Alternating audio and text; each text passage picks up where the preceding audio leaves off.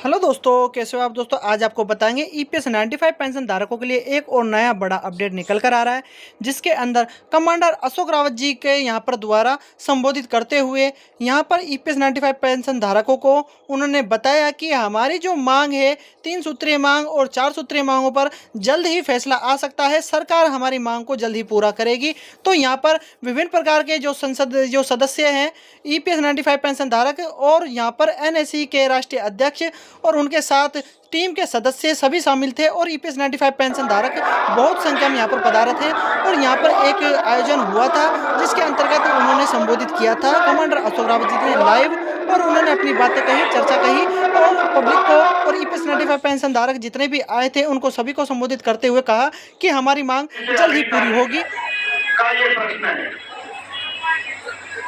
इसका सोल्यूशन कई सरकारें आई, कई सरकारें गई, लेकिन इस तरफ किसी का ध्यान नहीं गया।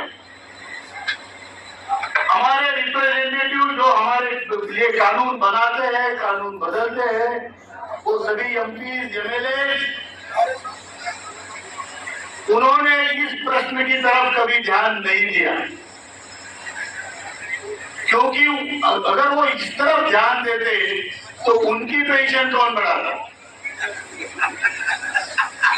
उनका पूरा ध्यान अपनी खुद की पेंशन बढ़ाने में लगे और वो खुद को समाज सेवी कहते हैं। जो समाज सेवी है वो पेमेंट ले रहा है, सैलरी ले रहा है, बराबर है क्या? और रिटायर होने के बाद उसको पेंशन भी चाहिए, वो भी बहुत बड़ी पेंशन चाहिए। ऐसे हमारे समाज सेवी, उनके हाथों में आज देश की किसी भी पार्टी के हो, किसी भी पार्टी के हो, उनको अपनी पड़ी है। देश का बूढ़ा, चाहे वो भूखा हो, चाहे वो प्यासा हो, चाहे उसके पैसे पे ईपीएफओ साहब बन के बैठा हो, उसके पैसे का ना हिसाब ना जिंदगी का हिसाब। लेकिन आपको मैं एक बात बता दूं, हम पिछले 10 सालों से हम लोग जो संगठित हुए पूरे 27 राज्यों में, 28 राज्यों में, ये ऐसे नहीं हुए। जो हमारा हिसाब नहीं कर सकता उसका हिसाब हम करेंगे। आपकी जो पेंशन स्कीम है भाई, आपकी जो पेंशन स्कीम है, वो पेंशन स्कीम जब बनी थी तो उसमें ये प्रोविजन था कि उसको हर साल 2 साल या 1-2 साल में उसको मार्केट से पैरिटी उसकी देखनी चाहिए। उसमें डियरनेस अलाउंस और उस हिसाब से जो मार्केट वैल्यूज है, यहाँ पर कमांडर अशोक रावत जी ने बहुत बड़ी बड़ी बातें कही हैं, जिसके अंतर्गत उन्होंने सभी बातों को समझाया है और ईपीएस 95 पेंशन धारकों का जो यहाँ से संघर्ष चला आ रहा है उसको विस्तार रूप से उन्होंने परिभाषित किया है। लेकिन इन्होंने कभी भी उसकी मार्केट से पैरिटी नहीं की। अगर की होती तो मेरे 417 1 ग्राम सोना होता। बरोबर, बराबर में 1 ग्राम सोने की कीमत आज कितनी है? 15,000। 1 ग्राम की 15,000। तो हम क्या मांग रहे? 7,500 महंगे भत्ता मांग रहे। लेकिन ये तो मैंने 417 का बोला, 541 भरते थे उसका नहीं बोला, फिर 1250 भर रहे उसका भी नहीं बोला। तो भरने की किस्तें बढ़ रही है और जो 700 भाई साहब को मिल रहा है वो 700 ही मिल रहा है। ये सिस्टम इस स्कीम में है। इस स्कीम में ये प्रोविजन था कि इसको समय समय पर पेंशन का मार्केट से पैरिटी करके उसको बढ़ाया जाए। ये नहीं किया और लोगों को इस स्कीम के नाम पे इस व्यवस्था ने सिर्फ लूटा है। लूटा है, ठीक है, चोरी होती है, घर में डाका डाला जाता है, पैसा चला जाता है, नुकसान होता है, लेकिन ये हमारे लिए 60 साल की उम्र में इसके परिणाम भोगने पड़ रहे हैं।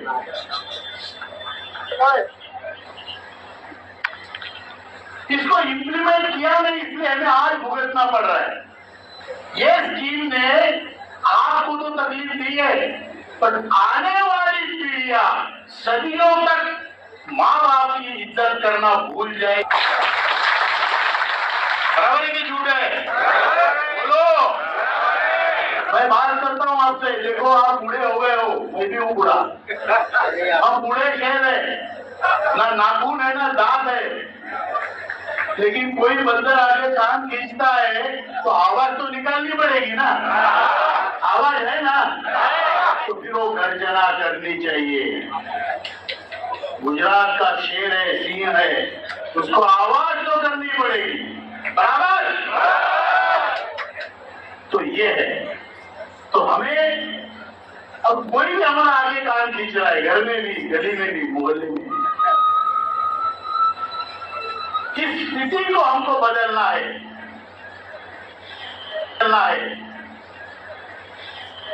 हमें अपने पैसे से जीना है और मरेंगे तो अपनी दफन का कफन खुद खरीदेंगे।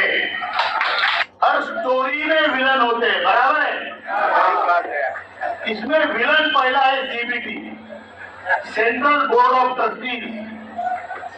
ये 43 लोग है, 43 मतलब अली बाबा के 40 थे, ईपीएफओ के 43, 3 ज्यादा, अली बाबा और 40 और ये ईपीएफओ और उसकी 43 बराबर। अच्छा, दूसरे ने अगर हमें लूटा तो कोई प्रॉब्लम नहीं होती हमको, मतलब प्रॉब्लम होती है, लेकिन लगता है यार वो अपना था ही नहीं, बराबर। अपनों ने लूटा, बराबर है साहब, अपनों ने लूटा, अपने को। ये 43 में से 10 चोर अपने हैं, जो कामगारों के नेता है। ध्यान से सुनो, डरने की बात नहीं है, मैं जो कहता हूँ सच कहता हूँ, गाली भी नहीं देता हूँ, क्योंकि मैं अशोक राउत हूँ, संजय राउत नहीं हूँ,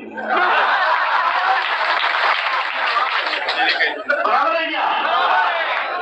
वो नकली सैनिक है, मैं सही वाला सैनिक हूँ, नेवी वाला सैनिक, भारत माता का सैनिक हूँ, पार्टी का सैनिक नहीं। तो सीबीटी में 10 चोर हैं जो अपने खुद के, 3 मेंबर इंटर के, पंकज भाई सुन लो, निकी इंटर के, 3 बीएनएस के, 3 कम्युनिस्टों के, सीटू आइटर तो सभी मिलाकर सीपीआई सीपीएम और हुए ये लोग कौन है? ये लोग आप में से जो यूनियन उनको भेजती है कामगारों के प्रतिनिधि की तौर पे, तो वहां पर उनका काम ये होना चाहिए कि कामगारों के हितों की रक्षा करना, बराबर। जब 2008 के फरवरी में एक जो प्रोविजनल ओरिजिनल स्कीम में था कि जब आप मर जाएंगे तो आपके पैसे आपके पत्नी को लौटाए जाएंगे, जो आपका पर्पस होगा वो आपके पत्नी को वापिस होगा, रिटर्न मिलेगा। इन्होंने फरवरी 2008 में सीबीटी ने निर्णय लिया है रिटर्न नहीं होगा, उनके बाप का पैसा नहीं था, वो आपका पैसा, बराबर। और ये हमारे 10 भाई कि वहां चाय बिस्कुट खाते रहे, बराबर। तो हमारे कौन, अपने कौन, पराए कौन, घर के कौन, बाहर के कौन, पराए कौन, घर के कौन, बाहर के कौन, सबने हमको लाते मारी है। और हमारी लड़ाई अगर लड़नी है तो हमको ही लड़नी पड़ेगी। आप किसी भी पार्टी का झंडा लेके नाचो, लेकिन जहां तक ईपीएस का सवाल है वो आपको लड़ाई आपकी लड़नी पड़ेगी। दूसरी हमारी जो विलन है, दूसरा जो विलन है वो है हमारी ब्यूरोक्रेसी। ब्यूरोक्रेसी एक ऐसा विलन है, अंग्रेजों ने हमारे ऊपर राज किया। कैसे किया? हमारे ही लोगों को शिक्षा दी, ट्रेन किया, उनके क्लर्क बनाए, उनके बाबू बनाए, उनका ICS बनाया, वो रूल करता था। अंग्रेज कितने थे? अंग्रेज कितने थे? वो छोटी बात। और हमारे लोग अंग्रेजों की तरफ से लड़के हमारे ही लोगों के ऊपर गोली चलाते थे। बराबर है? जालियांवाला बाग में कितने अंग्रेज थे भाई गोली चलाने वाले? सारे तो हमारे थे। बराबर? तुम्हें दुख हो सुख हो, ये बात सच है। तो ये ब्यूरोक्रेट जो है वो अंग्रेजों के पढ़ाए हुए हैं। कई लोग उनको बोलते हैं व्हाइट साहब तो चले गए, ब्राउन साहब रह गए। चमड़ी वाले ब्राउन जो साहब बने हैं उनको लेना देना नहीं है। 10 बजे ऑफिस आना है, 5 बजे घर जाना है, तगड़ी पोस्टिंग करनी है और उनको समाज से कितना लेना देना है। मैं ये नहीं कह रहा हूँ 100% खराब है, लेकिन ज्यादातर बाबू का यही रवैया है। और वो परमानेंट सरकार है, पॉलिटिशियन 5 साल में बदल जाएगा, बाबू वहां तक रिटायर होने तक इस देश की छाती पे बैठ के खाता रहेगा। अब अगर उनको अकल होती तो वो भी इसमें बदल कर सकते थे। जो CPFC है, RPFC है, जो श्रम मंत्रालय के बाबू है, श्रम सेक्रेटरी है, उसका डिप्यूटी, इसका ये, उसका जॉइंट, उसका अंडर, ये सारे सेक्रेटरी कुछ ना कुछ कर सकते थे कि नहीं कर सकते? बोलो। उन्होंने भी कुछ नहीं किया। फिर इतनी सरकारें आई, इतनी गई अनेक पार्टियों की, उनको भी ध्यान में नहीं आया। अब हमारा ये मुद्दा, गवर्नमेंट भी इसमें, सारी गवर्नमेंट इसमें विलन है। अभी हमारा मुद्दा यह है कि हमें सोल्यूशन क्या मिलेगा।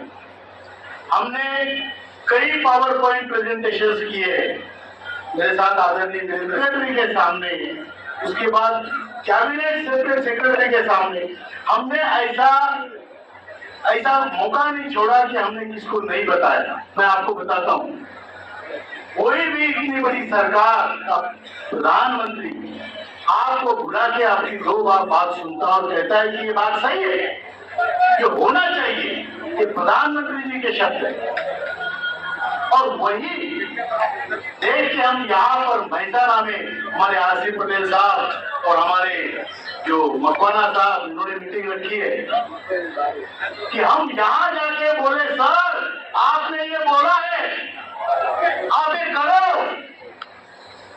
ये गुहार लगाने के लिए हम है, ये बहुत सही काम है, लेकिन अभी तक नहीं हुआ क्योंकि मैंने आपको 3 विजन गिनाए। CBT, उसके बाद ब्यूरोक्रेसी और गवर्नमेंट का कोऑर्डिनेशन सिस्टम। और इसीलिए हम चाहते हैं कि आज यहाँ से संदेश हमारे आदरणीय प्रधानमंत्री जी तक पहुंचे और वो हमारे लिए जल्दी से जल्दी कुछ करें। ये हुई ब्यूरोक्रेटिक चैनल, पॉलिटिकल चैनल। हम प्रधानमंत्री जी से मिले, वित्त मंत्री जी से 4 बार मिले, कामगार मंत्री जी से 10 बार मिले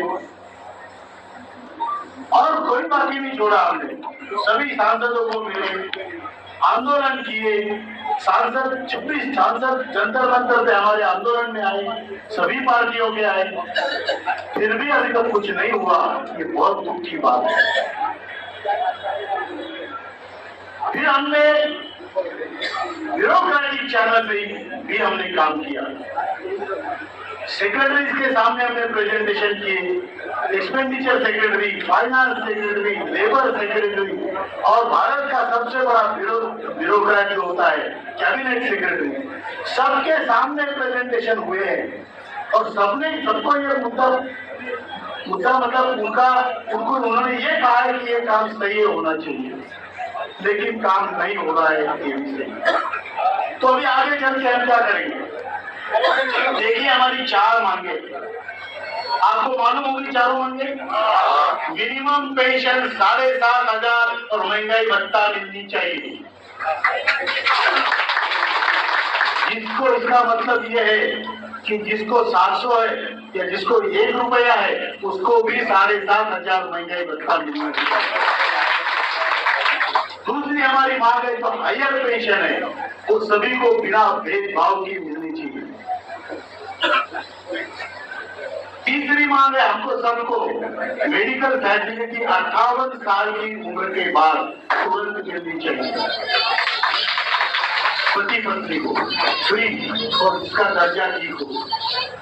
चौथी हमारी मांग है जो ईपीएस में तब शामिल नहीं हुए थे और आज ईपीएस का पेंशन जिनको नहीं मिलता, ऐसे कामगारों को कम से कम 5,000 रुपए मानधन के तौर पर मिलना चाहिए। लेके हम चले, मिनिमम पेंशन की मांग भी चल रही है, हायर पेंशन की मांग भी चल रही है।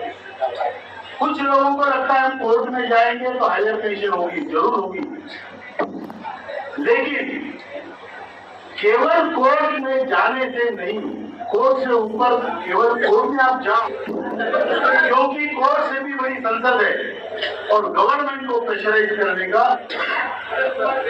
एक ही तरीका है आंदोलन। इसलिए हम आंदोलन कर रहे हैं। हायर पेंशन की विंडो खुलेगी। 2014 वाले को पहले से भी पेंशन लागू होने का हम प्रयत्न करेंगे और हायर पेंशन और मिनिमम पेंशन मेडिकल सुविधाएं आपको मिलेगी। ईपीएस के एनएसी के आंदोलन में आखिरी छोर के आदमी के थाली में जब तक लड्डू परोसा नहीं जाता ये आंदोलन खत्म नहीं होगा। मित्रों ने विनंती कि जो कोई पेंशन भाई पास ना देने हुए तो अभी मैं ये सब होगा, हम सब इस पे करेंगे, हम दिल्ली तक लड़ेंगे और आज स्थिति यह है कि हमारा काम कभी भी हो सकता है। जैसे सिंह साहब ने बोला, हमारे मनसुख भाई मांडविया जी जो हमारे श्रम मंत्री है, हमारे आदरणीय है, उन्होंने कहा कि हम मुहूर्त देख रहे हैं, तो हमने ये भी बोला कि मुहूर्त देखते देखते हमारे मतलब जो पुजारी है वही मर न जाए, जिसके यजमान ही मर न जाए, इतना लंबा बहुत मत देखिए। वो भी चल रहा है, हमारी पेंशन जल्दी से जल्दी बढ़ने की बहुत संभावना। तो यहाँ पर दोस्तों अभी आपने सुना, यहाँ पर कमांडर अशोक रावत जी ने विस्तार रूप से सभी बातें कही है, समझाया है कि हमारा आंदोलन जारी रहेगा, ऐसा नहीं है कि यहीं पर ही रुक जाएगा, आगे भी हम अपना मांग करते रहेंगे। जब तक हमारी मांग पूरी नहीं होती है तब तक हम सरकार से अपना यहाँ पर जो हमारी बात है वह रखते रहेंगे और जब तक हमारी मांग पूरी नहीं होती है हमारा यह आंदोलन जारी रहेगा। तो दोस्तों इस प्रकार का वीडियो निकल कर आता है। तो दोस्तों वीडियो पसंद आए तो वीडियो को लाइक कर देना, शेयर कर देना अपने दोस्तों के साथ और चैनल पर नए तो चैनल को सब्सक्राइब जरूर कर लेना। ऐसे ही वीडियो आपको हमारे चैनल के माध्यम से मिलते रहेंगे। तो दोस्तों मिलते हैं नए नेक्स्ट वीडियो में, जब तक के लिए जय हिंद। आंदोलन कितना तीव्र किया जाए तो मैं आपको बता दूं, अगर तब तक काम नहीं होता तो आंदोलन बहुत तीव्र होगा, आपको भी उसमें हिस्सा